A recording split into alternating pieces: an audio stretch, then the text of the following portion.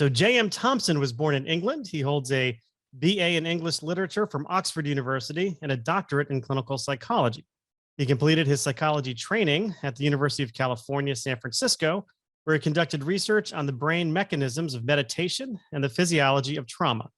He's also an ordained Zen practitioner and certified yoga teacher. He has finished over 40 ultra marathons and multiple solo adventure runs in the Sierra Nevada, the Grand Canyon, and Death Valley. Thompson currently serves as a staff psychologist at the United States Department of Veterans Affairs. He lives in San Francisco with his wife and 2 children. His memoir, Running is a Kind of Dreaming, became available for sale as of October 5th here in the United States. Welcome to the program, JM Thompson. It's such a great pleasure to be here. Thanks for having me. Well, I always like to say this is this program is about uncorking the stories behind the stories, and there's a lot of different moving pieces here that I want to ask about. But the first question I always start off with is where does your story begin? With regards to this memoir, what's the genesis of it? Well, it's been a long time in the making. Maybe you hear this with other authors, but I first started to try and write a memoir about 23, 24 years ago. In my mid to late 20s, I had a breakup, my first sort of real romantic relationship. I was heartbroken, and I realized in the midst of that kind of grief and heartbreak that I kind of don't really know who I am, and I think that might be important information. And so kind of instinctively, I kind of started to get up very early in the morning and write down these very fragmentary memories of what my childhood was. And the slightly terrifying thing was that, it kind of didn't really make sense. It was just random fragments, some, powerfully positive memories, a whole crazy section of my teens that really didn't make any sense. And so I sort of became determined, well, I'll write this book and it will make sense of who I am. And I remember I saved up enough money from my job at the time to take, I think, 3 months off. And I thought, 3 months, that's enough time to write a book, right? And it turned out that it wasn't. I'm shocked to hear that. So yeah, I mean, it went on from there. I mean, the book really has been 20 years in the making since then. So, I didn't know how you want to proceed from there, but it was in many iterations of kind of trying to get a handle on how to tell that story. Yeah, I'm curious, this notion of and I'm paraphrasing here, but kind of lost identity, kind of not knowing kind of who you were after this breakup. I mean, was this you mentioned it was your first love. I mean, did you think this was the love of your life at that point in time? I did, and it was because in hindsight, because I'd been so traumatized when I was younger, this is now getting into the story itself a little bit, but just to give some context, I'd grown up with a mom coping with bipolar disorder and psychosis, whose mental illness became really acute in my early teens. So I lost her in a sense, but I didn't really process that as a grief when it occurred. I was desperately in need of love and nurture. In college, I found a romantic partner, but I was, somewhat like someone you kind of, lost at sea without a life raft and just grabbing hold of refuge and rescue. And when that relationship ended relatively quickly, I kind of realized the kind of scale of the loss that I'd experienced. And even though I didn't really understand it, it took 20 years to really unpack that. It was the beginning of the insight that there was a world prior to the unraveling of not only my mother, both my parents, a kind of lost world that I feel kind of compelled to try and excavate through writing and remembering. So the first step is to try and write a memoir about this. What was the process though of uncovering the insights that, what really was at the root of this? It sounds like to me anyway, was, this relationship with your mother and how it was broken due to her psychological issues. And I know you mentioned your dad as well, but like, at what part of the journey did those light bulbs start going off for you?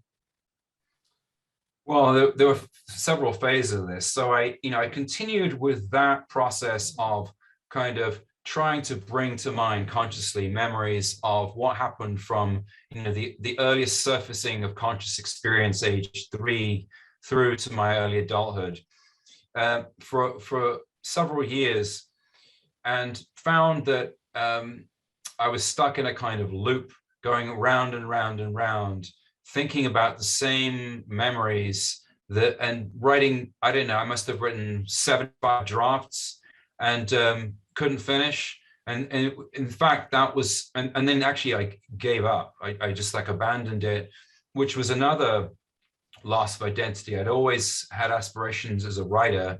It seemed as if I couldn't write this first book that seemed so central, I would never really accomplish anything. I sort of abandoned it out of sort of a sense that I'd exhausted every alternative. Sought psychotherapy actually around my failure to write that original draft.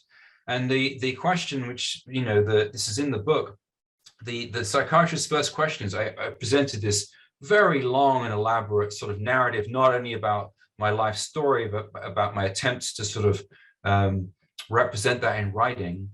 And he said, well, clearly you've spent a lot of time thinking about these experiences, but I'm wondering how much time you've devoted to contemplating why it might be hard for you to let this stuff go. And I was like, what? Why would I what kind of a question is that? Why would I want to let go of this? And I realized that he was right, that I was, and the reason why it was hard to let go of, and this is sort of fundamental, I think, to the nature of the topics described of trauma, is that the events on an emotional level were all still happening. I had not moved forward from emotionally traumatic things that happened when I was 14, 15. But for a long time, I was powerless to extricate myself from that kind of spiraling back on memories that I couldn't really remember. And I had to actually take a long step away from all of that and really abandon any hope of finishing it. I went through this, sort of downward spiral into severe depression and addiction. That's what the book is about, and became a runner.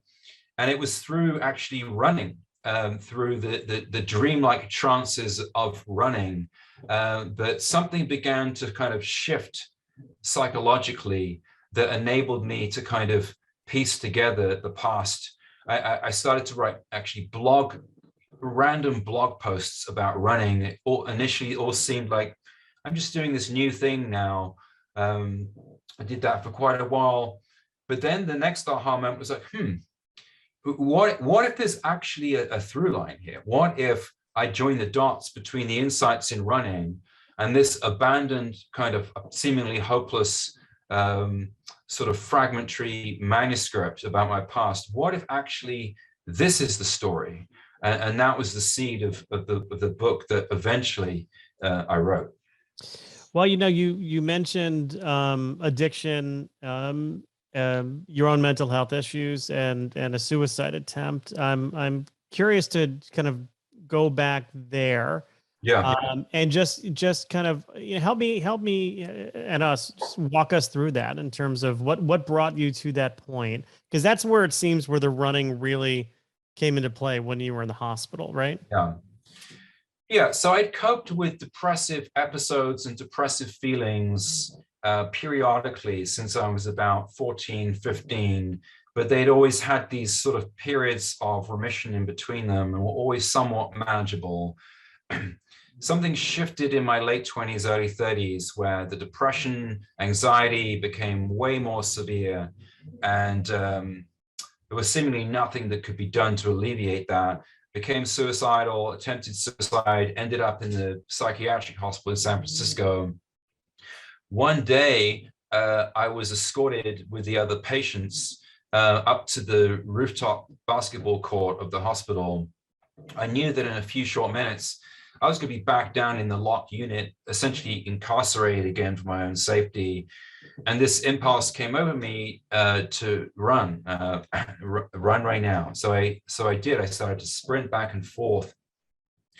So it didn't alleviate the depression, but there was a glimmer of something, of coming into my body in the present. I'm not thinking about what happened 20 years ago in England. I'm not thinking about who am I. I'm feeling I am a physical organism moving back and forth. I am a mammal. I'm an animal with the capacity to move.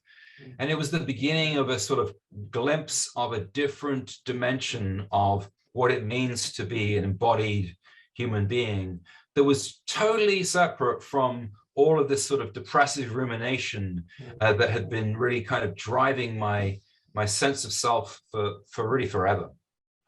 So this voice that broke through when you were on that rooftop, do you have a sense of where that came from or whose voice that was? I mean, was that your inner voice? Was it a gift from the universe? Like, have you spent any time thinking about like where that voice came from? I think it probably comes from, unconscious but very early experiences of running, actually. So when I was a little kid, I had been a runner, but not in a competitive way. My little elementary school in Southern England, I entered the 80 meter dash and probably did reasonably well for given the low stakes. But it was really about just the pure joy of doing it, of being in the fields of England and running back and forth and feeling that joyful capacity that we've probably all seen in children, right? When they're running, they're not running because they're aiming. Most of them are not running because they're aiming to accomplish something. They're running because it feels just great. And I sense it was some sort of reconnection with that earlier part of the self that in some ways actually probably was prior to the traumatic experiences. Got it. So it was kind of always kind of inside you. This enjoyment of that activity was kind of always inside. Well, walk me through how it helped you sort of recover from your time in the the psychiatric hospital. So there was some fits and starts there. So I got out of the psych ward. I then had the bright idea of becoming extremely dependent on cocaine and methamphetamine, which I think unfortunately is often the pathway, right, for those of us recovering from severe trauma and depression. That unraveled pretty quickly. I got sober October 3rd, 2006. And the experience of very early recovery from those drugs in particular, drugs in general, is, I have to say, pretty horrific. I knew I had to do something. And again, I fell back on running and I went down to the beach here in San Francisco, ran, I was in terrible physical shape, very, overweight, not really in good shape at all. But I ran, I don't know, maybe 20 minutes on the beach, and in a state where I was sort of absolutely consumed by drug cravings and feelings of self-loathing and shame. Again, running pulled me into, you know what, all of that is true, and it's not a but, it's an and I'm here right now, moving left foot, right foot, left foot, right foot. I can hear the surf from the ocean. I can smell the scent of burnt firewood and kelp. I can feel the cold wind in my face. I can see a shooting star. And that is all true. And in fact, in some ways, maybe that's more true than whatever story is going on. And also just on a feeling level, right? It interrupted the cravings to go and use drugs again and gave me some way of generating physical good feelings in the moment, actually sustained over time. Like through the day, there would be a little afterglow. And it turned out the further I ran, the more that afterglow not only sustained, but as we say, eventually states become traits, right? There's a way in which that just became available in a more stable way for me. Yeah. And I mean, but you didn't just start, well, maybe you just started kind of running 20 minutes, but eventually you're doing these like ultra distance races. which for me, I mean, I consider myself a runner. I run about 5 to 6 days a week, but the longest I've ever run a race for was a half marathon. And I like my own mental break, not mental break, my own, this is the muscle I've got to train more in that regard is my mind and confidence. But I can't imagine running, 100 miles, 200 miles. What was the appeal of that? Was it, hey, this makes me feel so good that, it's replacing my cravings for these outside substances. But what's the thought there? Because that's, I just admire that so much. Is the ability to. I think there's many dimensions to it. I think that the two most important that spring to mind is, first of all, you got to picture, where I was back in, say, 2006. I'd recovered from a very serious suicide attempt. I was in early recovery from drug addiction. I was marginally employed. I really didn't have any kind of direction. I didn't feel really good about myself in the slightest. What running, first half marathon, then marathon, then longer, provided was like, oh, I can do this. And I really needed to have something in my life where if I just put the effort in, put the hours in, there was a tangible sense of reinforcement and validation that I was competent and could accomplish things. So there was that. But the other thing I started to discover, a few, I'd say like 5 or 6 hours into a trail run, there is a shift that occurs in the mind that is probably equivalent to, you hear about the mechanisms for what happens to people in psychedelic psychotherapy, right? Or in pilgrimages or, long-term meditation, where you enter a kind of trance state that once you get to the other side of that, there is a sort of reorganization of experience. It's hard to put into words. So that's really what the book is about, is how that was accomplished for me. But once I started to notice, like, oh, there is something really profound happening in kind of reorganizing and reprocessing my sense of who I am and my relationship to my past. I had a sense, and I'm now convinced actually that running is really powerful medicine in that sense, and that sort of waking dream that running provides can be transformative in general, but I think in particular for trauma survivors or people recovering from other mental health challenges or addiction. Yeah. I meant to ask you about the title, Running is a Kind of Dreaming. I think you were just kind of hinting at what that is, but just how did you come up with that title? Well, so I'd had that thought for a while that to in a nutshell, that there's this dreaming state we enter.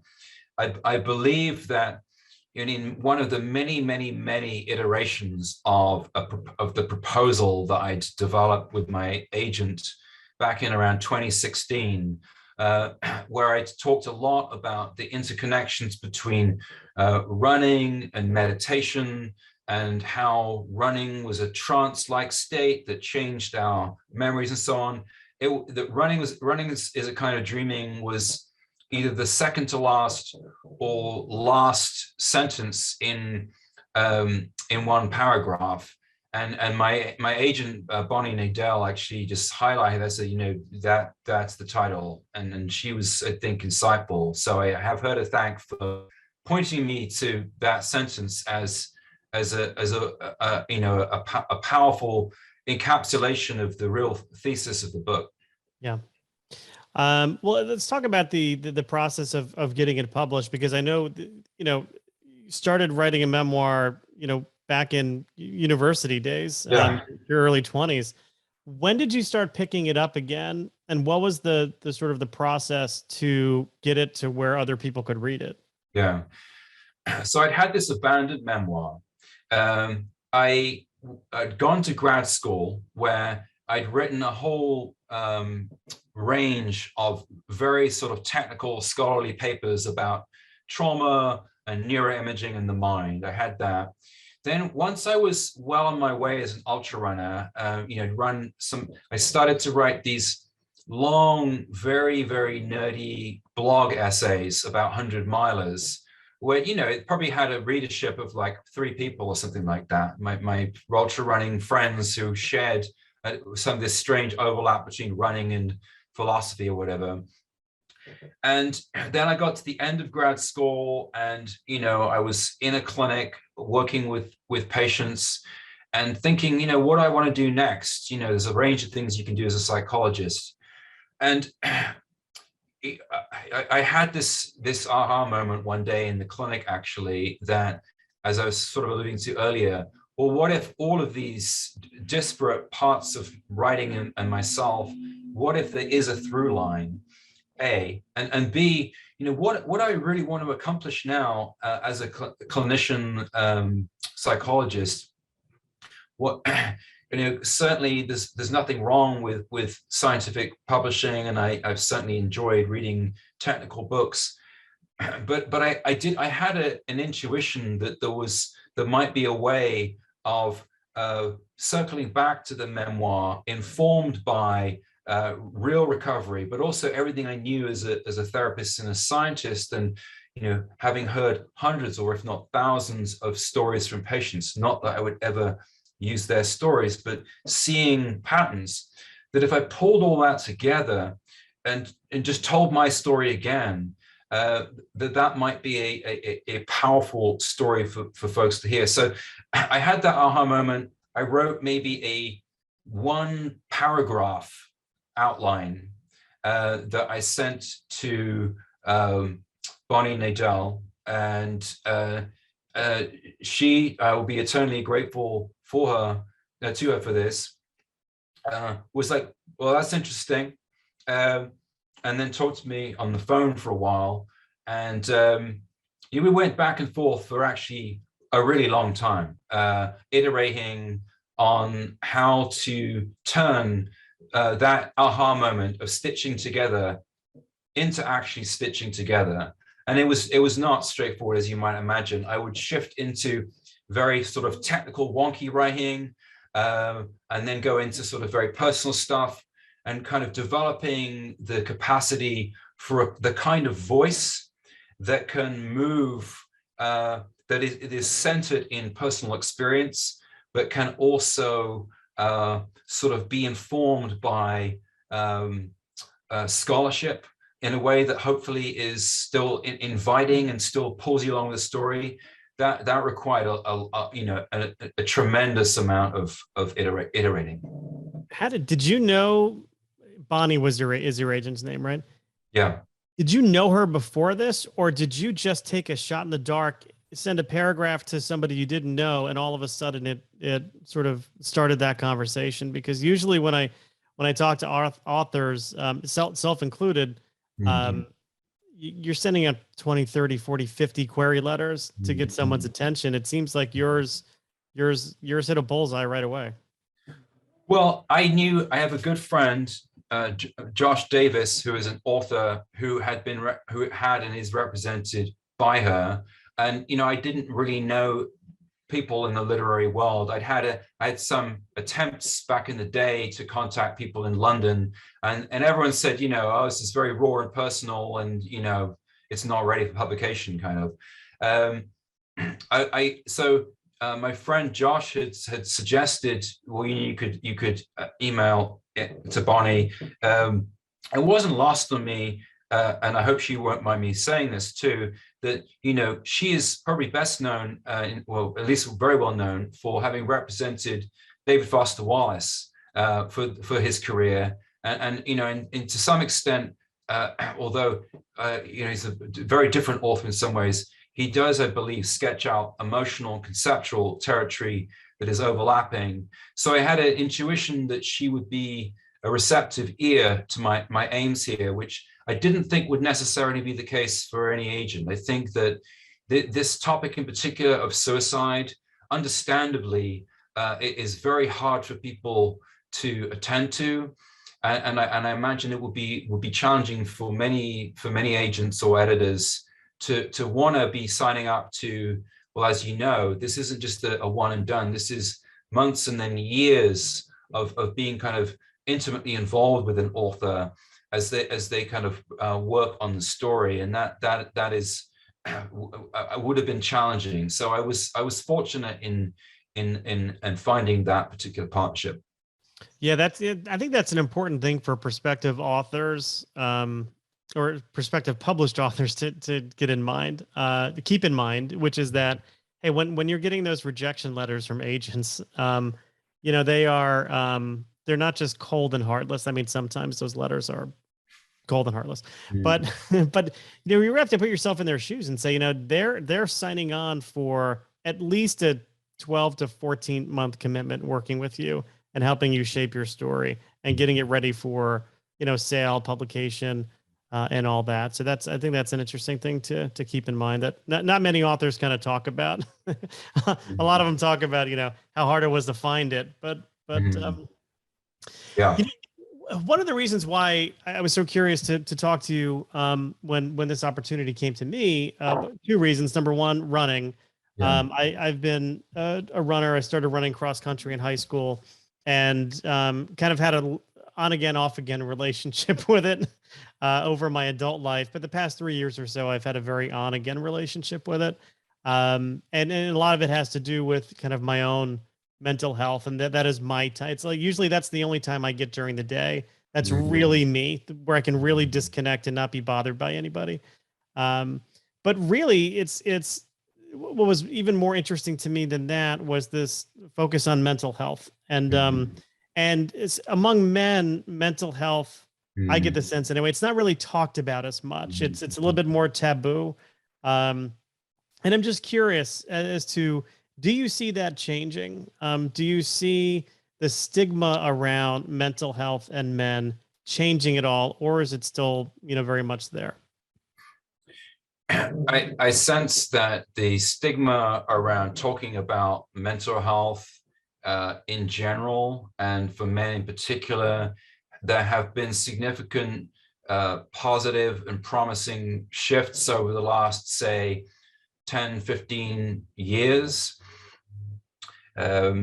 My sense is that what remains really taboo, was part of the motivation for the book, is to address head on the experience of what it's like to be suicidal. We certainly encounter now in the media, in the press, stories of people who are coping with depression, substance use, anxiety, and so forth. What we have not yet really done, my observation is, in a kind of thoroughgoing way, is to create the conditions under which those of us who have reckoned with suicidality feel that it's really possible to talk about that in an open and direct way. It remains still cloaked with silence, shame, and stigma. So that, I think, is the frontier here. How things are changing, I think how things change is by people being willing to come forward and be vulnerable with what they've been through, and that was, of course, part of the motivation here. So yeah, things are, in a nutshell, things are changing. A lot of work to do. Yeah, I mean, men and vulnerability. Again, I hate to paint with too broad of a brush here, but I think culturally, it's a difficult thing for us. I mean, I struggle with being vulnerable with, my wife, who I've, been married to for 22 years, been together with for 30 years. There are sides of me that I hide from her, just because it means me asking for help. And that's things that I need to work through. And I'm not asking for your advice on that, but I'm just sharing, vulnerability is a hard nut for us to crack. It may well be that one of the things I got out of ultra running, and perhaps this is the case for other ultra runners, maybe male runners in general, is that it does reduce you to a very vulnerable state where you do have to learn to ask for help. You have to, right? If you're, of course, there are outliers who will go and run 100 miles or 200 miles with no support, right? But the rest of us are getting to a point, mile 80 or something like that, where you have someone with you and you are reliant on that person. You get to an aid station, you're reliant on those volunteers. And I think there probably is something about the experience of inducing a kind of state of dependence within a sort of culturally and socially sanctioned context that could kind of train those of us who, as a result of our socialization, and I probably share that with you, where we were sort of told that boys don't cry, or suck it up, or it's not, you should be a leader or something like that. Learning that it's all right to cry, right? It sounds kind of corny, but you'll get to a point on your marathon where you will be crying. And it's often you'll be crying with tears of joy too, because you realize that it's all going to be okay. Yeah. Yeah, no, it's just the thought of an ultra marathon is just so overwhelming to me. But I do want to talk about I guess I do want to talk about that a little bit. Like, what's it like running an ultra marathon, and do you have any any stories that you'd like to share? Just anything crazy things that have happened to you during ultra marathons, or just complete disasters, anything you feel comfortable sharing. I'd love to hear. Well, I don't want to give too much away, because I do people want to read the book and see how it knits together, but there is a sort of pivotal point. And I ran in 2018, I ran the Tahoe 200, which is 205 miles nonstop on the steep mountain trails around Lake Tahoe, which is 40,000 feet of cumulative climbing. And so it was 96 hours of running with brief naps over those 4 nights. And by the end of it, on the 4th night, I think I did induce a kind of psychotic state where I got to the point where I was on this very, very, very steep rocky trail where I couldn't really see because it was so dusty. And I didn't know how much further it was to get from here to even 3 feet away from me. And I didn't want to be there. And I started to have these thoughts that somehow the organizers of the race had kind of deliberately designed this for me as a sort of prison. Like I was in the Matrix or something, and it had all been put there, and that somehow this involved actually creating the mountain, like actually engineering this environment in a way that was uniquely designed for me to go through some sort of ordeal. And then I actually checked myself. I had enough wherewithal to like, no, those are psychotic thoughts. These are like, this is sort of paranoid thinking that the external world is conspiring against you. The organizer of the race had always said, like, if you start to hallucinate or really lose it, go to sleep immediately. Doesn't matter where you are, immediately. And so I was with my wife at the time. This is mile 180. And I was like, you know what? I have a seat right now. I like hurled myself to the ground, clutching her, closed my eyes. This sort of maelstrom of crazy dream fragments flashed through my mind for 10 minutes. I woke up, I was lucid again, and we continued the final 20 miles to the end. So yeah, that was pretty out there. Was your wife running next to you at this time, or is she an ultra marathoner too? Or she is a runner, and to be put into perspective, by that point I had already done 180 miles, and I was reduced to a hobble. To really put in perspective, the last 7 miles took me 7 hours downhill. So I was moving 1 mile an hour, and so my wife was there as a sort of shaman / counselor / guide, and very necessary emotionally and psychologically because I was in such a fragile state, but we were moving at a very, very moderate pace up. This is up steep mountains for thousands and thousands of feet, and then you go down thousands of feet, then you go up again, and it goes on like that for days. Well, fascinating. I can't even imagine it. But what's the brain chemistry happening there? I assume you know a thing or two about it, given your professional. There are some fascinating things that happen. So this goes back to the basic thesis of the book, running as a kind of dreaming. The state that is induced in that state of overwhelm is one in which the top part of the brain, the prefrontal cortex, kind of essentially goes offline, shuts down. And, the capacity to think clearly, to do math, that kind of thing, it's like it disappears altogether, but it's really suppressed because the brain is a very smart organ and has figured out, we need to sort of preserve resource for just moving forward, because apparently this runner is just intent on just moving forward indefinitely. So that's one piece, prefrontal cortex becoming sort of, hypoactive for a while.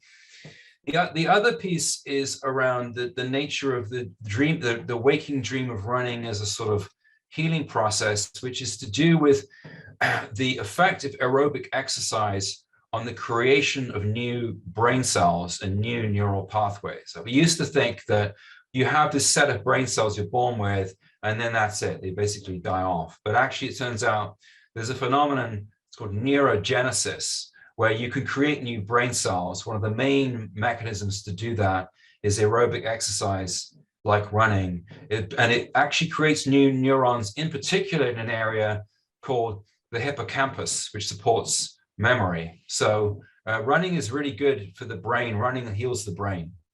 Running, that could be the name of your second book, Running Heals the Brain. All right, I'll take it. Thank you. I'll give that one to you.